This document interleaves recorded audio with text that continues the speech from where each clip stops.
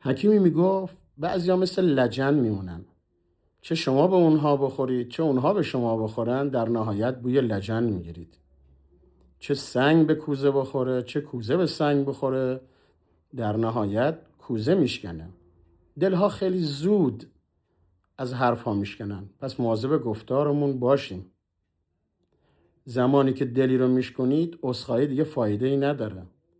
مثل گلی میمونه که ببرین روی قبری بکارین، اثر نداره، مردرم زنده نمیکنه. ماها از کارهای اشتباهی که انجام میدیم پشیمون نیستیم. از خوبی‌هایی که برای افراد اشتباهی انجام دادیم پشیمونیم. یکی میگفت دیدی آخرش سرما گذشت، موسم گرما رسید و فصل سختی ها گذشت.